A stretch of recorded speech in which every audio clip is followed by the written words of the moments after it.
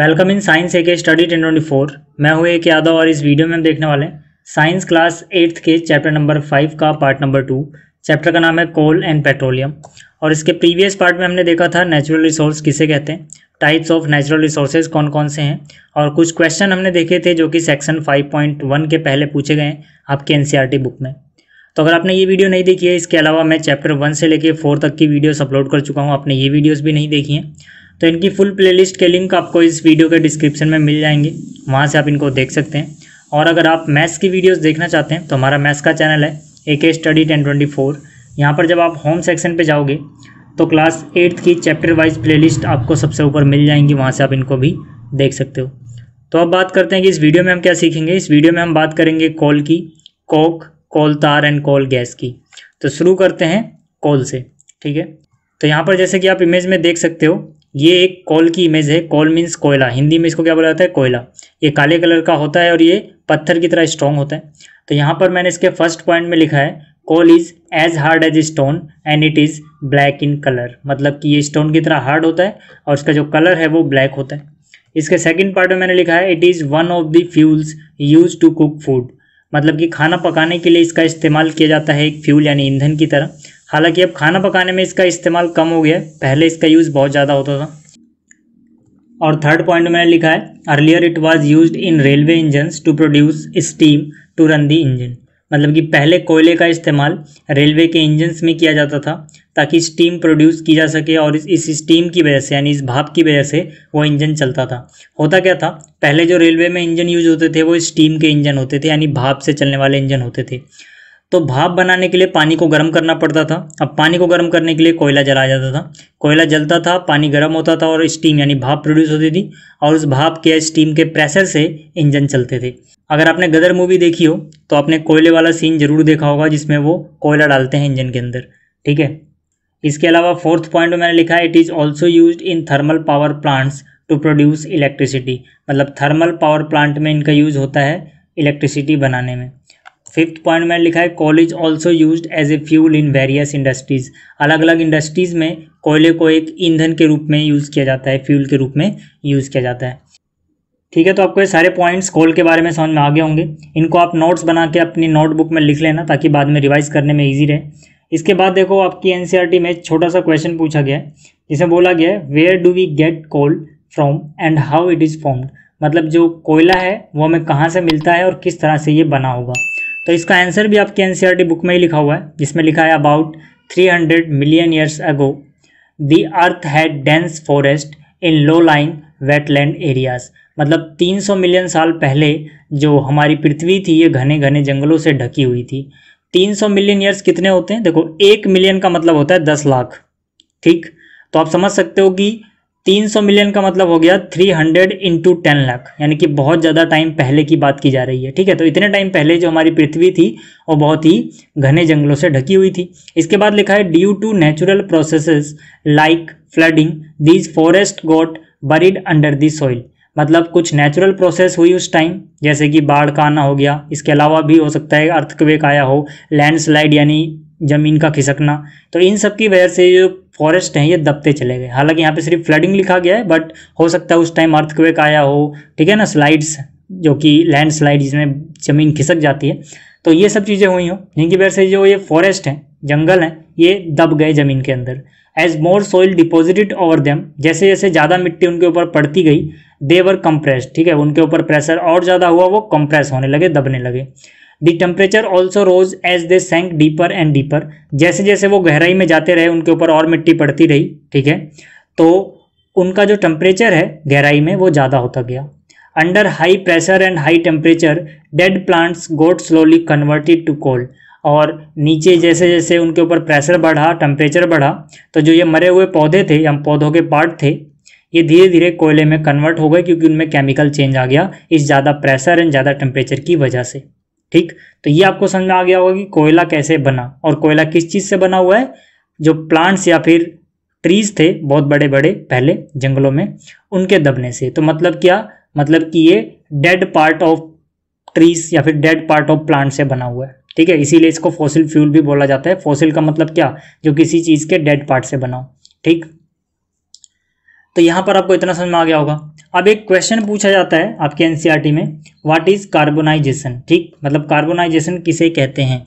तो जो मैंने अभी आपको समझाया कि बहुत ही स्लोली ये पेड़ पौधे under high pressure and temperature से कोयले में कन्वर्ट हो गए, तो इसी प्रोसेस को, इसी कन्वर्जन के प्रोसेस को बुलाता है कार्बोनाइजेशन। तो इसका आंसर हो जाएगा as coal contains mainly carbon, the slow process of conversion of dead vegetation into coal is called carbonisation. मतलब जो कोल है इसमें मेनली कार्बन पाया जाता है, और जो ये स्लो प्रोसेस है जिसके अंदर पौधे या फिर पेड़ के डेड पार्ट यानी कि वेजिटेशन के जो डेड पार्ट हैं वो कोयले यानी कोल में कन्वर्ट हो रहे हैं, इसी प्रोसेस को हम बोलते हैं कार्बोनाइजेशन। तो एक बार और मैं रीड कर देता हूँ, ठीक है। कार्बोनाइजेशन की मेन डेफिनेशन होगी the slow process of conversion of dead vegetation into coal is called carbonisation, ठीक है। तो आपको ये समझ में आ गया होगा।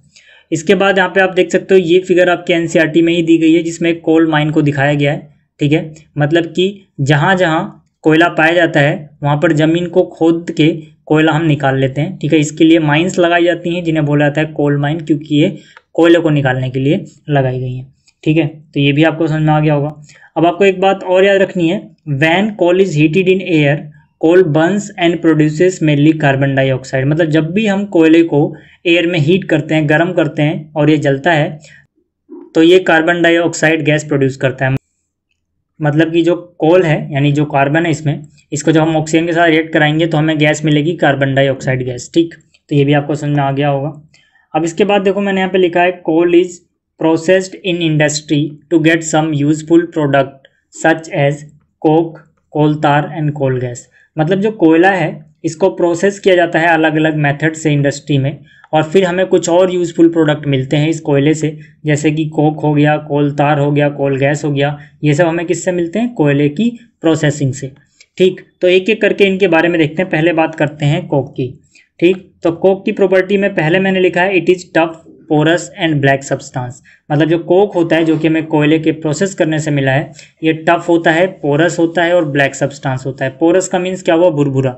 मतलब कि अगर आप इसको किसी चीज़ से दबाते हो ये टूट जाता है, और ये पोरस होता है, बहुत ही भुरभुरा हो जाता है, ठीक है। और ये भी काले कलर का होता है। सेकंड में मैंने लिखा है it is almost pure form of carbon. मतलब कि ये लगभग कार्बन की प्योर फॉर्म होती है, मतलब कोयले से भी ज़्यादा कार्बन पाया जाता है कोक में, ठीक।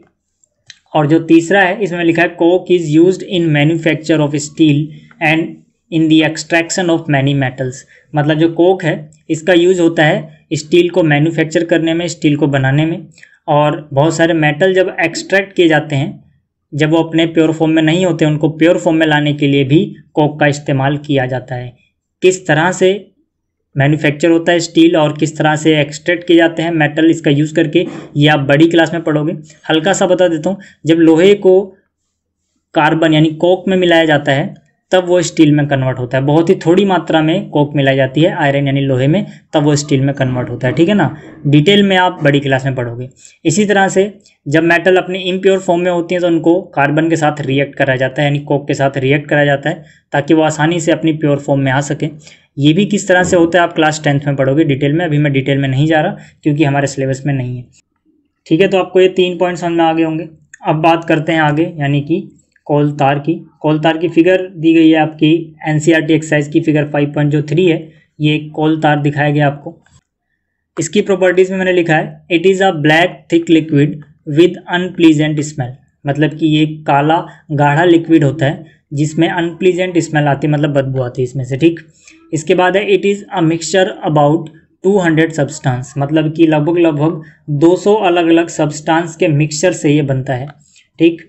तीसरे मैंने लिखा है products obtained from coal tar are used as starting material for manufacturing various substances used in everyday life in the industry like synthetic dyes, drugs, explosives, perfumes, plastics, paints, photographic materials, roofing material etcetera. मतलब कि जो product obtain किए जाते हैं इस कोल तार से, उनका इस्तेमाल हम करते हैं बहुत सी चीज़ों को बनाने में जो हम डेली लाइफ में यूज़ करते हैं, ठीक है, जैसे कि कोल तार के इस्तेमाल से हम सिंथेटिक डाई बना सकते हैं, ड्रग्स बना सकते हैं, एक्सप्लोजिव्स बना सकते हैं, परफ्यूम वगैरह बना सकते हैं, प्लास्टिक बना सकते हैं, पेंट बना सकते हैं, इसी तरह से और भी मटेरियल्स बना सकते हैं। मतलब कि डेली लाइफ में हम बहुत से ऐसी चीज़ें यूज़ करते हैं जिसको बनाने में कहीं ना कहीं कोल तार का यूज़ हुआ है। ठीक, तो आपको ये पॉइंट भी समझ में आ गया होगा।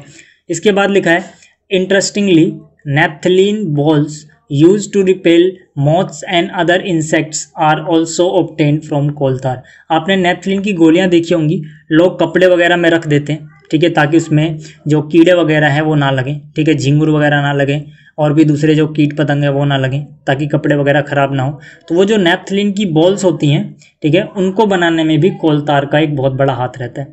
ठीक, तो आपको ये समझ में आ गया होगा कोल तार कितना इंपॉर्टेंट है हमारे लिए, और ये भी कोयले को ही प्रोसेस करके मिलता है हमें। ठीक है, लेकिन ये कितने सब्सटेंस का मिक्सचर होता है? 200 सब्सटेंस का, ये आप याद रखना, MCQ में पूछ लेते हैं। तो आपको ये सारे यूज़ समझ में आ गए होंगे इसके अलावा इसका एक और यूज़ है, इसको रोड बनाने में यूज़ किया जाता है। जो आपने सड़कें देखी होंगी, रोड देखा होगा, तो जब गिट्टी बिछा देते हैं तो उनके ऊपर एक काला सा गाढ़ा सा लिक्विड डालते हैं।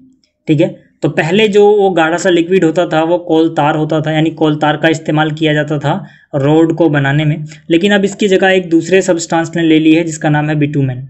ठीक है, तो पहले कोल तार का यूज़ किया जाता था रोड को ऐसे बनाने में, लेकिन अब उससे भी अच्छा एक विकल्प मिल गया है जिसका नाम है बिटुमेन। तो यहाँ पे आप देख सकते हो, आपके NCERT में लिखा हुआ है these days bitumen a petroleum product is used in place of coal tar for metalling the roads. मतलब कि आज के दिनों में क्या होता है, कोल तार की जगह बिटुमेन का यूज़ किया जाता है रोड के ऊपर। ठीक है, तो आप ये भी याद रखना। ठीक है, तो ये था कोल तार के बारे में। अब बात करते हैं कोल गैस के बारे में।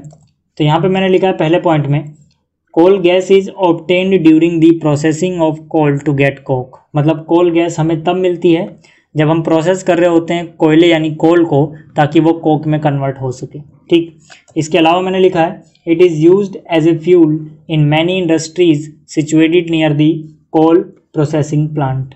मतलब जो कोल प्रोसेसिंग प्लांट के आसपास इंडस्ट्री होती हैं वहाँ पर कोल गैस का यूज़ किया जाता है फ्यूल यानी ईंधन की तरह। ठीक है, तो ये दोनों पॉइंट आपको समझ में आ गया होंगे। इसके अलावा कुछ फैक्ट्स हैं जो आपको याद रखने हैं, आपके NCERT में ही लिखे हुए हैं। यहाँ पे आप देख सकते हो, इसमें लिखा है coal gas was used for street lightning for the first time in the London in 1810 and in New York around 1820।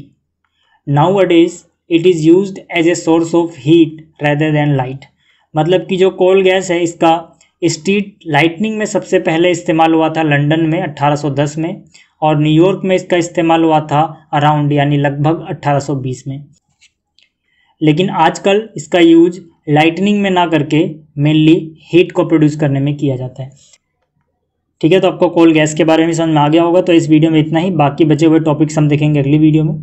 तो यहाँ से आपको इस चैप्टर की प्लेलिस्ट मिल जाएगी, आप देख सकते हैं, और इस आइकन पर क्लिक करके इस चैनल को सब्सक्राइब कर सकते हैं। थैंक्स फॉर वॉचिंग, जल्दी मिलते हैं अगली वीडियो में।